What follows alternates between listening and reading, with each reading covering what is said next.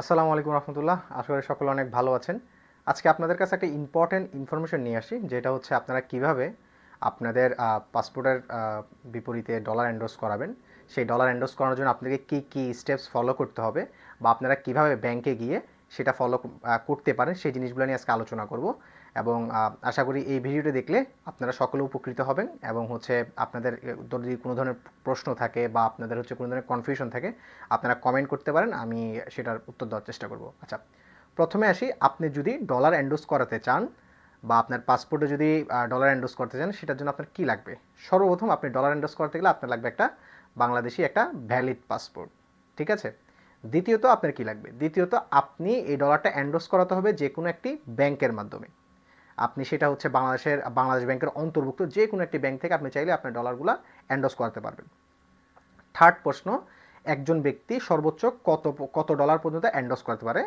বাংলাদেশ ব্যাংকের নিয়ম অনুযায়ী একজন ব্যক্তি সর্বোচ্চ এক বছরে 12,000 পর্যন্ত ডলার এন্ডোর্স করতে পারে, বা 12,000 ডলার এন্ডোর্স করে সে খরচ করতে পারে, তার বেশি আপনি পারবেন না। 4 নাম্বার, এন্ডোর্স করাতে কত টাকা খরচ হয়? আমি এন্ডোর্স করিয়েছি এখন পর্যন্ত, আমার হচ্ছে কোনো ধরনের চার্জ দিতে হয়নি। এটা নর্মালি আপনার যে ব্যাংক অ্যাকাউন্ট আছে সেই ব্যাংক অ্যাকাউন্ট থেকে এটা পরিচালনা করা হবে। পঞ্চম প্রশ্ন, অনেকের প্রশ্ন থাকে যে ডলার এন্ডোর্স করলে ডলার রেট কত করে কাটে? দেখেন, এইটা হচ্ছে কি, আপনি যখন হচ্ছে ব্যাংকের রেট যত থাকবে তত কাটবে, ঠিক আছে? এটা হচ্ছে যদি 140 টাকা করে রেট হয় 140, যেমন এখন বর্তমানে ব্যাংক রেট 122 টাকা করে, সো 122 টাকা করে ব্যাংক রেট ব্যাংকে কাটতেছে। যখন 123 টাকা করে রেট হবে তখন 123 টাকা করে ব্যাংক কাটবে। এটা হচ্ছে কোনো ধরাবাধা নেই, এটা হচ্ছে টাকার মান ওঠানামার উপরে ডিপেন্ড করে। ওকে, আমরা একটা একটা করে আসি। আপনি ডলার এন্ডোর্স করতে হলে সর্বপ্রথম আপনি কী করতে হবে? আপনি ডলার এন্ডোর্স করতে হলে সর্বপ্রথম আপনার একটা পাসপোর্ট লাগবে, ঠিক আছে? এবং পাসপোর্টটা আপনার ভ্যালিড হতে হবে, পাসপোর্টটাতে মেয়াদ থাকতে হবে। যদি পাসপোর্টটা কোনো ধরনের মেয়াদ না থাকে, তাহলে আপনার সেটা ডলার এন্ডোর্স করাতে পারবেন না। মনে করেন কারো আগে পাসপোর্ট ছিল, মনে করেন আপনার আগে একটা পাসপোর্ট ছিল যেটা অলরেডি 1 বছর আগে এক্সপায়ার হয়ে গেছে, আপনি তার আবার নতুন করে একটা পাসপোর্ট করছেন। অবশ্যই আপনি যখন ডলার এন্ডোর্স করতে যাবেন তখন অবশ্যই আপনার পুরাতন পাসপোর্ট এবং নতুন পাসপোর্ট দুইটা একসাথে নিয়ে যাবেন, ঠিক আছে? আপনি যদি শুধু নতুনটা নিয়ে যান সে কিন্তু আপনার হবে না, আপনাকে পুরাতনটা এবং আপনার এই নতুনটা দুইটা একসাথে নিয়ে যেতে হবে। সো আশা করি আপনারা এটা বুঝতে পারছেন যে পাসপোর্ট আপনাদের দরকার। আচ্ছা, সেকেন্ডলি কথা হচ্ছে যে আপনাদের পাসপোর্ট তো আছে, এখন আপনার ডলার কীভাবে এন্ডোর্স করাবেন? আপনার পাসপোর্ট আছে, আপনি ডলার এন্ডোর্স করার জন্য আপনার ব্যাংকে যাবেন, যেই ব্যাংকে আপনার অ্যাকাউন্ট করা আছে, কারণ আপনার ডলারটা এন্ডোর্স তো আপনার পাসপোর্ট দিয়ে করিয়ে দিবে, সেটা আপনার একটা ব্যাংকের অ্যাকাউন্টের বিপরীতে করিয়ে দেওয়া হবে। আচ্ছা, সো আপনি ব্যাংকে যেয়ে কী করবেন? আপনি ব্যাংকে যেয়ে আপনার যারা হেল্প ডেস্কে আছে তাদেরকে বলবেন যে আমি ডলার এন্ডোর্স করাতে চাই আমার পাসপোর্টের জন্য। তো তারা হচ্ছে আপনাকে বিভিন্ন কোয়েশ্চেন করতে পারে, যে কী পারপাস, ট্রাভেল, বা এরকম আপনি বলবেন যে ট্রাভেল পারপাস, বা আপনি যে স্টুডেন্ট হন যে আমি বাইরে পড়াশোনা করতে চাচ্ছি সেই কারণে আমার দরকার, সো আপনি সেটাও বললে তারা দিবে। ওকে, সো এরপর যেটা, যে একজন ব্যক্তি কত ডলার পর্যন্ত খরচ করতে পারে? একজন ব্যক্তি বাংলাদেশ ব্যাংকের নিয়ম অনুযায়ী একজন ব্যক্তি 12,000 ডলার পর্যন্ত খরচ করতে পারে, ঠিক আছে? সো আমি যদি আপনাদেরকে একটু দেখাই, আপনারা আশা করি দেখবেন। সো এখানে দেখেন, আমি হচ্ছে ডলার এন্ডোর্স করিয়ে নিয়ে আসছি, সেটা হচ্ছে এখানে আমাকে 8,000 ডলার পর্যন্ত, আমি বলেছি যে আমার 8,000 ডলার হলে হয়ে যাবে। সো তারা আমাকে 8,000 ডলার পর্যন্ত এন্ডোর্স করিয়ে দিয়েছে। আমি চাইলে আমার যে ব্যাঙ্ক অ্যাকাউন্ট আছে বা আমার যে কার্ড আছে সেই কার্ড দিয়ে আমি চাইলে 8,000 ডলার পর্যন্ত খরচ করতে পারবো, ঠিক আছে? ওকে, এখন আসেন যে আপনি যে ডলার এন্ডোর্স করাবেন সেটার জন্য কি আপনার নতুন করে কোনো কার্ড নেওয়ার প্রয়োজন আছে কিনা? না, আপনার বর্তমান যে কার্ডটি আছে আপনি চাইলে সেই কার্ডটি দিয়েই আপনার সেই ডলারগুলো যেগুলো আপনি এন্ডোর্স করিয়েছেন, হ্যাঁ, সেটা আপনার যে ব্যাঙ্ক অ্যাকাউন্টে যে টাকা আছে সেই টাকাগুলোর মাধ্যমে আপনি চাইলে বিপরীতে ডলার খরচ করতে পারবেন, ঠিক আছে? সেই অনুযায়ী মনে করেন আপনি যদি $5 খরচ করেন, তাহলে 5 ইন্টু বর্তমানে যে ব্যাঙ্ক রেট চলবে সেই ব্যাঙ্ক রেট অনুযায়ী আপনার টাকা কর্তন করা হবে আপনার অ্যাকাউন্ট থেকে।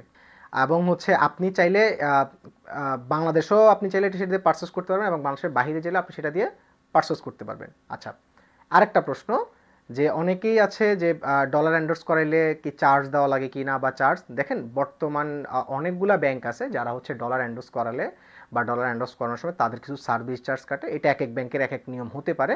সো এটা কোনো ব্যাংকে হয়তো বা আপনার সার্ভিস চার্জ নাও লাগতে পারে, কোনো ব্যাংকে আপনার সার্ভিস চার্জ লাগতে পারে।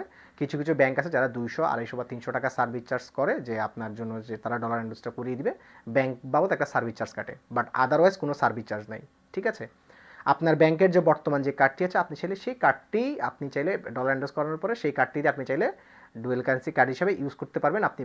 আপনি বাইরের দেশের যেমন আলি এক্সপ্রেস বা আরও অন্যান্য যেখান থেকে আছে সেখান থেকে আপনি চাইলে পারচেস করতে পারবেন। ওকে, সো এটার জন্য আপনার এক্সট্রা কোনো ফি দেওয়া লাগবে না, এটা আপনার যে নর্মাল যে কার্ড আছে সেই কার্ডের টাকা থেকেই সেটা হচ্ছে কি হবে, অ্যাডজাস্টমেন্ট করা হবে। সো এটা। আচ্ছা, এখন যারা হচ্ছে কিছু ইম্পর্টেন্ট কথা বলবো, যারা হচ্ছে ডলার এন্ডোর্স করিয়েছেন বা আপনাদের যাদের হচ্ছে ডুয়েল কারেন্সি কার্ড আছে, তারা হচ্ছে আপনাদের ট্রানজ্যাকশনগুলো একটু খেয়াল রাখবেন। কারণ হচ্ছে আমরা ইদানিং অনেক অনেক জায়গায় দেখেছি যাদের কিছু আনইউজুয়াল অ্যাক্টিভিটি বা হচ্ছে আনইউজুয়াল হচ্ছে ট্রানজ্যাকশন হয়ে যাচ্ছে। সো এটা আপনি খেয়াল রাখবেন, কারণ আপনি যখন ডলারটা এন্ডোর্স করবেন তখন কিন্তু আপনার এটিএম, পস সব জায়গায় কিন্তু কনভার্সন এবং হচ্ছে আপনার ট্রানজ্যাকশন সবগুলো কিন্তু ওকে হয়ে যায় বা অন হয়ে যায়।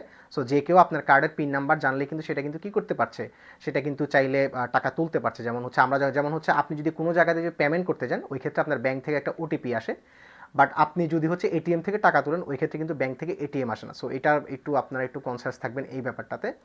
এবং আরেকটা যেটা আছে সেটা হচ্ছে আপনারা যখনই পারচেস করবেন, অবশ্যই পারচেস করার পরে আপনি আপনার যে ব্যাংক আছে সেই ব্যাংকের যে অ্যাপস আছে সেই অ্যাপসের সাথে আপনার যে ট্রানজ্যাকশন পিরিয়ডগুলো বা ট্রানজ্যাকশনের যে অ্যামাউন্টগুলো সেগুলো মিলিয়ে নেওয়ার চেষ্টা করবেন। যদি দেখেন কোনো ধরনের অসঙ্গতি বা কোনো ধরনের আনইউজুয়াল অ্যাক্টিভিটি আপনি দেখতে পাচ্ছেন, তাহলে অবশ্যই আপনি আপনার ব্যাংকে যোগাযোগ করবেন, তাহলে তারা একটা সমাধান দিবে। So that's it. এইটাই ছিল আপনার কীভাবে আপনি একটা ডুয়েল কারেন্সি কার্ড বা আপনি হচ্ছে কীভাবে আপনার ডলার এন্ডোর্স করবেন সেটা নিয়ে কিছু ইনফরমেশন। যদি তারপর আপনাদের কোনো কিছুর প্রয়োজন মনে হয় অবশ্যই আমাকে কমেন্টে জানাবেন, আমি চেষ্টা করব সেটার উত্তর দেওয়ার জন্য। ধন্যবাদ সবাইকে।